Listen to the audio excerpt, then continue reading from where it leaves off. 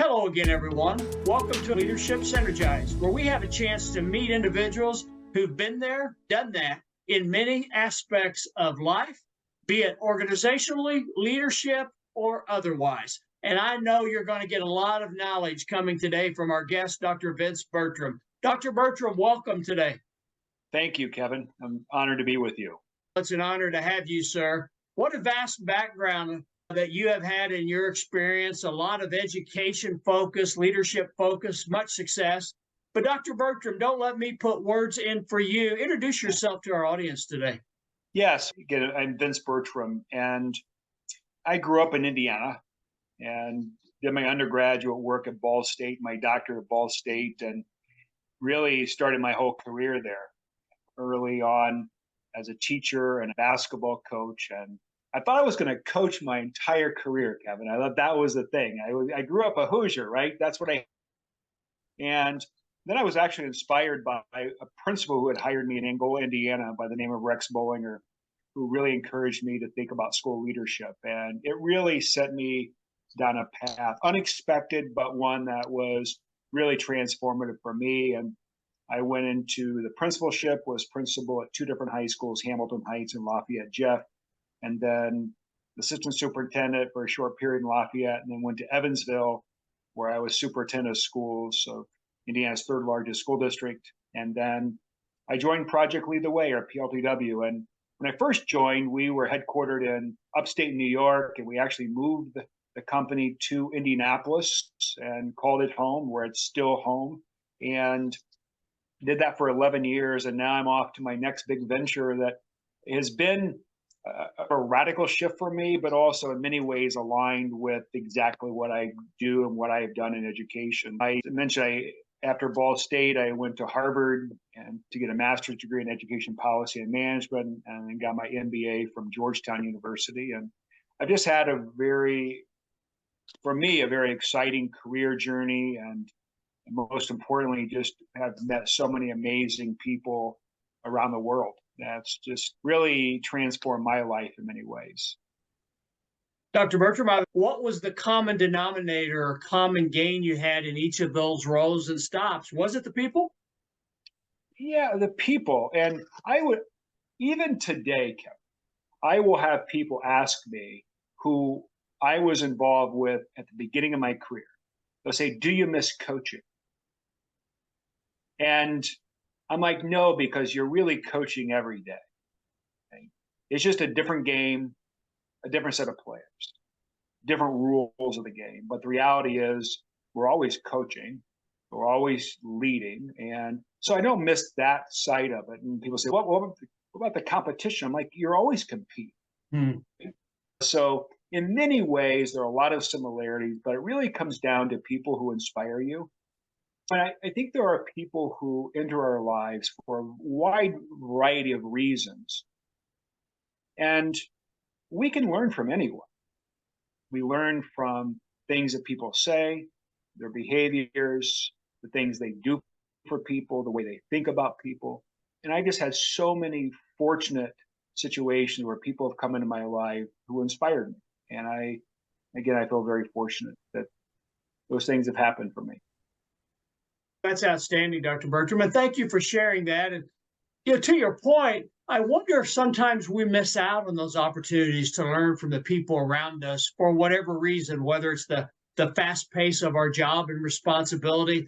But to your point, whether you're working with a student in a classroom, talking to a peer on the job site, or a spouse at home in the evening, there's opportunities to gain knowledge and to reflect on what's working, what's not working, and figure out next steps. Yeah, it's a great point, great question, Kevin.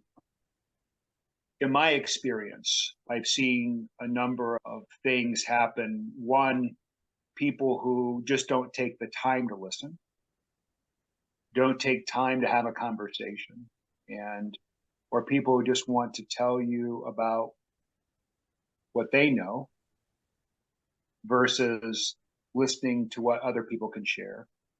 The other, and I think it's more pervasive and even more damaging for us, is when we dismiss people who we disagree with or who disagrees with us. where you have these ideas that aren't aligned, that you're unwilling to learn from. We see it in politics. We see it in all walks of life where there has to be a winner and a loser. Mm. Someone has to have the better idea to win. And what really should happen is, we can learn from each other. We can, even when we disagree, that taking time to understand someone else's perspective, why they have the worldview they have, why they have a specific perspective on any particular topic, we can learn from that. Right? And Adam Grant, in the book Think, he said the best way to change people's mind is to go into a conversation being willing to change yours. Okay? That's powerful. Yeah. So it's not just convincing people that you're right, your idea wins. It's just really understanding why people bring a different perspective to it. And as you accumulate those kind of experiences, it grows wisdom. Right? And it really helps us make better decisions, be better leaders, and also better followers. Dr. Bertram, you talked about the individual who guided you to take that step into school leadership away from coaching, right? Because look, I'm an awful athlete, right? But I love the coaching piece. You felt at home in Indiana coaching, so to speak, whether you could do it yourself or not in that regard. But when you think back about that time and you say, you know what, I'm going to give this a try, and you look at yourself today, what's the constant strength or two you believe that's been there that you've allowed your skills and yourself to grow from even further throughout your career? It's interesting, going back to those early conversations. I was a head basketball coach. I was a high school coach. I coached at Ball State University for a couple of years. And then every Sunday night, I would be in the office working, and Dr. Bollinger would be in his office working as principal, and we'd always end up in his office talking. Mm.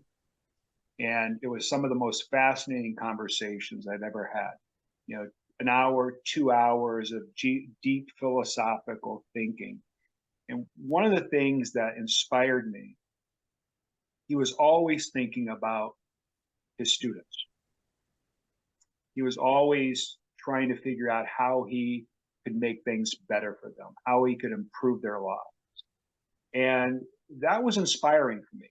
So part of my journey has been this belief that we can have greater impact. We can inspire students. And each role I've had, I've just had the privilege of reaching more students. Mm. From being a teacher to a principal of a high school with 2,400 students, being a superintendent with 23,000 students, being in an organization that had millions of students, and now trying to reach millions more. Okay?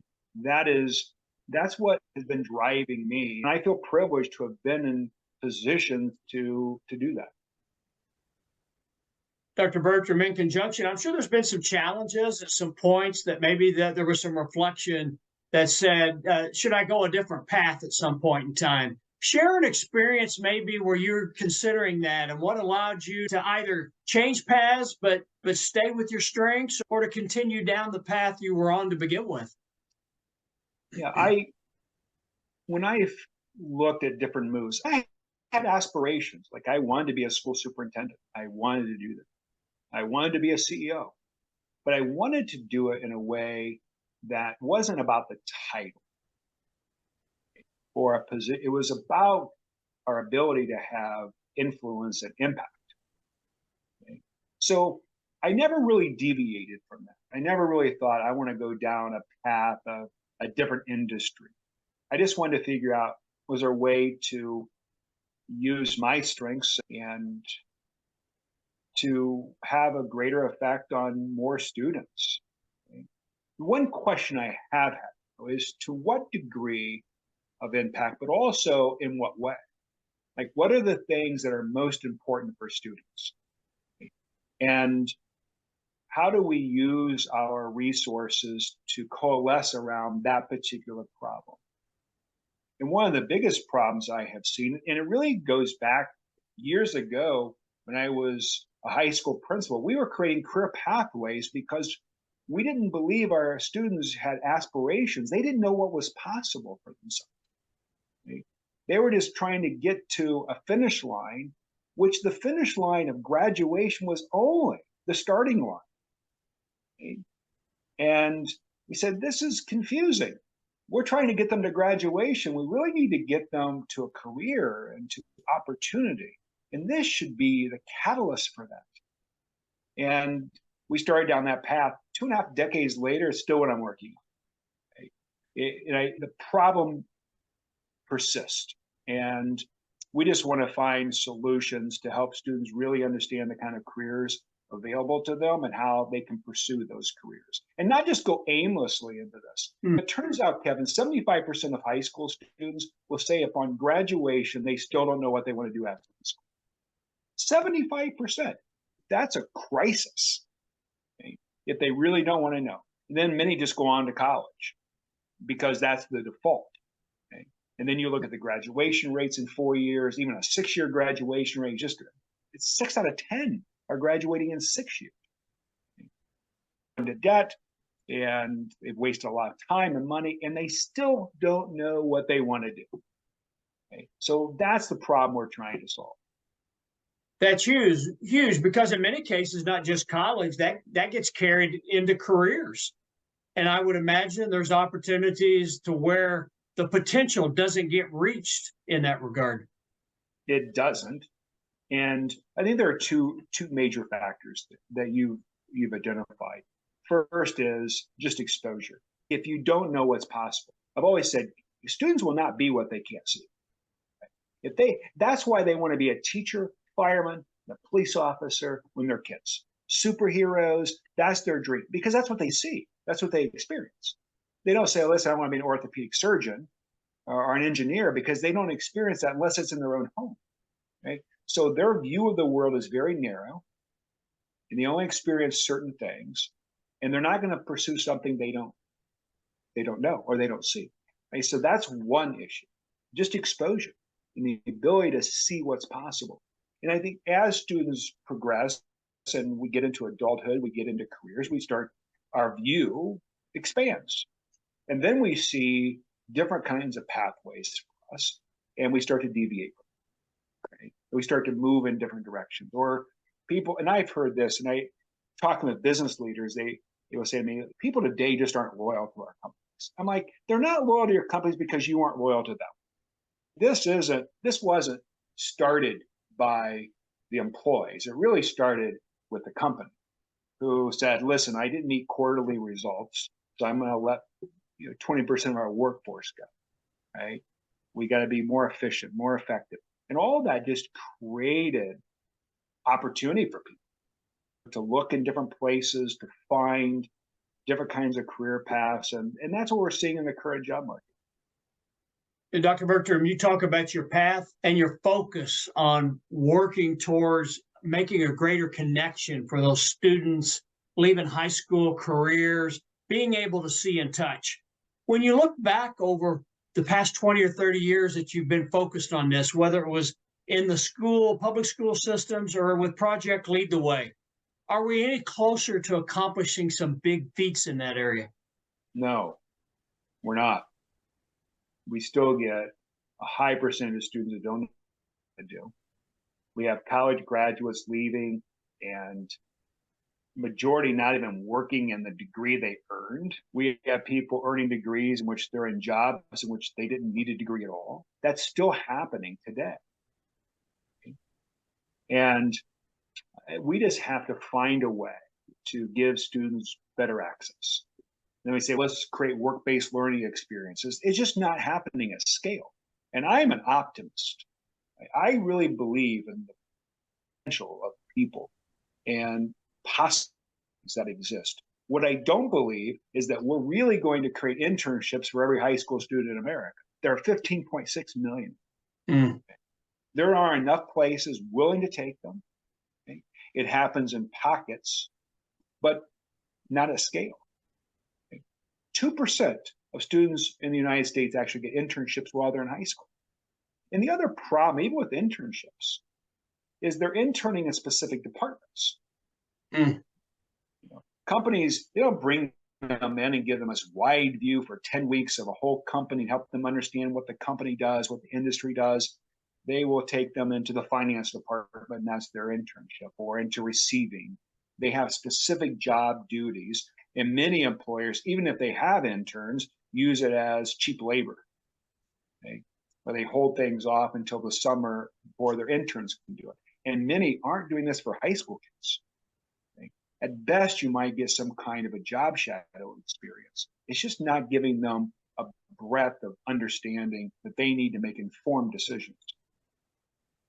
What allows us, or how do we go about changing the paradigms? Because what I hear embedded in your comments, Dr. Bertram, and I happen to agree with them 100%, while we change the titles to WBL or PBL, project-based learning, work-based learning, et cetera, the reality of the reality, we don't get far enough down that path. How do we change the paradigm? Does it start earlier in a student's career? Is it a separate model of what education is? It's a great question, one I've been contemplating for a long time. I do believe teaching is hard. It's a very hard profession. Whether it's an elementary school with 25 or 30 kids in your classroom, you're trying to meet all of their needs. If you ask a parent, just ask a parent with 3 kids, are all your kids exactly the same? And they're like, of course not. They're so different. I got to treat them differently. I got to do things differently. Now, if that is true, which all of us as parents realize is true, now take that times 5 or 10, okay? And or 20. Right? A high school teacher with 150 kids, an elementary teacher with 30 kids, a classroom with 22 kids. And we expect teachers to meet all of their needs. Okay? In many ways, it's unrealistic. Right? And it's just hard. The other question I've had is, when we think of, how students engage, the things they find exciting, school, in a very, perhaps unintentional way, we do things just the opposite. Okay? We tell them they're learning math because it's going to be on a test, instead of how it applies to the real world. There's so many opportunities for us to rethink the way education exists. Right? And it's the only place that, and I'm not blaming people, I think that we have a system that is not necessarily designed for kids and their enjoyment, their excitement, and making them excited about learning. Okay? And I think we can do better than that. So the whole idea around project-based learning, or even work-based learning, all these things are very important, but it's hard. It's hard from a teaching standpoint to create project-based learning and for every subject and every day. Okay? So you get projects that happen over time, you get things that people who try that, but it is incredibly time and labor intensive. And it's unrealistic to expect that a teacher's going to be able to do that on a consistent basis. So we need to rethink things. And testing, for instance, we've gone through a wide range of changes in education, from testing everything, or at least testing some core subjects and holding schools accountable based on test scores, and realizing that's not really about learning. Those aren't the real outcomes. We're actually not testing the things that matter most for kids. Right? If I could test anything throughout an educational journey, I want to test their curiosity. Okay? More than I do whether they can remember a math formula. Okay? I think that curiosity and finding ways to engage and excite students about learning has to be a real drive for what we do in the future. Yeah, I love that, Dr. Bertram. And it correlates to my 2-year-old grandson. He's at the point that let's do this. And if the answer is no, there's 15 whys after that with every response. And that's what I'm hearing you say. It's that curiosity piece. in that whole setting that is lost in whatever. And it's no one's fault, to your point, because individuals would say, what about providing training and development for our teachers? But similar to what you're describing, as it's difficult to get into the depth and breadth necessary with PBL, work-based learning opportunities, the same when it comes to teacher training and development in the classroom. There's just, for whatever aspect, there's not enough time to really get to the breadth and depth. The system just isn't set up for it. Yeah. Right. And again, it's not placing blame. And there are pockets of excellence around many things. Right? But doing things at scale, being able to work in a system that gives you 30 minutes for a subject a day, or a 50-minute class period and the bell rings, right? And you have to get all students to a certain level, that's just really hard. And in many ways, it's impractical, it's an improbable, right? So from that standpoint, it doesn't mean we give up. I just think sometimes we place the blame in the wrong places. Okay? We say we have to improve teacher quality. We have to, yeah, I would say that's true in every profession. I want to improve physician quality too. I want to improve attorney quality. Of course we do. Okay? But that's not necessarily the root problem. Okay? We're just expecting people to work in an environment that we've set up, a system that we've established, and say, do the best you can in this. And if things don't go the way we want them to go, we're going to blame the people we put in that system. And I just think that's wrong. And we have to really rethink education. One of the things I've concluded, I just think we try to do too much. Education, people will say, what are the problems that education can solve? Is it just about, no, we expect schools to solve all the problems, from poverty to educational attainment to social emotional learning, all of that in a 6.5-hour day for 180 days a year. Our teachers, our support staff, we're going to solve all those problems. It doesn't, if you really get down to it at a fundamental level. It doesn't, it's just not going to happen. Okay? Now, some will say I'm being pessimistic. No, I'm really not. I just think we need to rethink what the system could look like. Okay? Instead of saying we're going to spend all this time on all the different things, let's just focus on what's most important. Okay? What are the outcomes? If we really get to the end of, let's say, high school, we could say the same thing for college. What are the things that matter the most for our students? Isn't it interesting? We will list all these things, but then we don't teach those things. Okay? No one has said to me, I've never heard an employer say, listen, only if our students were better at Algebra 2, only if they had better SAT scores. I mean, that's not what people say. They want problem solvers, critical thinkers, communicators, collaborators. We should set up the environment that absolutely focuses on the things that matter most for our kids. Now, content knowledge matters. We have to learn. But things like ChatGPT and Bard and AI right now, I mean, we could set up a whole different, entirely different setting for students with the tools available to them. And we need to rethink those things. I like your philosophy, simplification. And as you're talking, it reminds me of a paraphrase or quote I've heard from the great football coach Vince Lombardi when he was at a clinic. Yeah. People want to know, what are your secrets? How do you win? How do you win? And his responses were something along the line, when we're on offense, our goal is to knock the other person down. When we're on defense, our goal is to knock the other person down. That's it, in that whole regard. And that's really what you're saying. Yeah, it is easy to overcomplicate things, right? But what we do in education, and I say we, I'm part of this, right? And I love the work we do. I don't think there's anything more important in our society than what we do in education, right? And I love teachers and our school counselors and principals, superintendents. People are doing amazing work. Sometimes there's just misalignment in what what outcomes we expect from that particular treatment of education. And we just keep stacking things, okay? And nothing tends to go away. Okay? And if we were to take a step back and say, okay, let's just redesign this. Okay? What I have seen, I was speaking at the Charter School Association a few years ago, and they asked me, they said, will you please be provocative and challenge us? That was their question. And their expectation from it wasn't just talk about education. So I did, I really challenged them. Here was my question.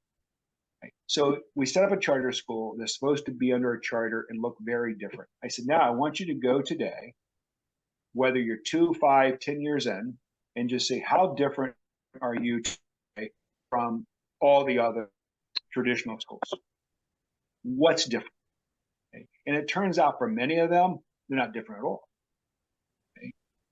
And when I've always been a believer in school choice, and I know people challenge me on that, and I'm okay with it. I just believe that parents should have the choice in helping meet the needs of their kids. But one of the things I did, and questions I've asked for a long time, if we have things like charter school, and I've heard policymakers say, when you have a charter, you can remove some of these barriers that get in the way, okay? Policies that get in the way. My question is, if that is true, why would we keep other schools under the same policies that's restricting them? Why not just give everyone the right to do that, the ability to do that? Let's just figure it out. But we create rules, and then we expect everyone to design whatever they do within those rules. And that's where we have a chance. So I don't think it's necessarily doing in pockets. I think it's taking a step back and asking some real important questions, like what are the real outcomes we're looking for? How do we teach those outcomes? And toward those outcomes, how do we create a system designed for it? How do we support our teachers and educators in the advancement of those goals and aspirations?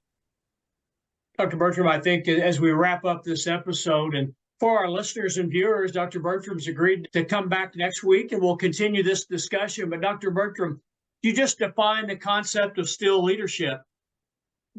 At times, we just need to step back, reflect, allow decisions to come through that reflection, and then steps forward, multiple small steps forward. I sense the human, the man, womankind, we become so satisfied about talking what we can do, we never get to executing what we're capable of doing. It is true. And I think part of the reason for that are the people who are talking about it, the people who aren't actually doing it. Okay? And sometimes we just need to ask. Go ask the people, go ask students, go talk to teachers. Really, if we were to empower people to create a system that meets people's needs, you can't do that without really talking to the people most affected by it. Now, think about this. If you're a business and you're going to create any kind of product or service, the first thing you're looking at is the demand for it. And you're looking for feedback from your customer. Okay? You don't just sit and create something, have no idea how it's going to affect the people. Right? You're having conversation, you're doing market research, you're engaging with people, and then you build something that meets their needs. Okay? I just don't think we spend enough time having conversations with the people we're actually serving. Okay? And that could be something that would be really helpful. Bring kids in, bring students in, bring college students in, bring graduates in. Okay? And not just believe that we have all the answers for education. So those are some of my thoughts, Kevin. I like that. And you just hit upon a great leadership philosophy as we close out this episode. It's really about meeting those on the ground in the trenches where they are, rather than staying separate on the other side of the bridge. which happens way too many times in too many different aspects. You have to include them. They have to be part of the decision making. Dr. Vince Bertram, thank you, my friend, for joining us You're welcome. and sharing your knowledge. And we're going to continue this on the other side next week. Sounds great. I'm looking forward to it. Thanks, Kevin. God bless you. And thank you all for listening. God bless you. We appreciate you for listening. Have a great day, and I appreciate you.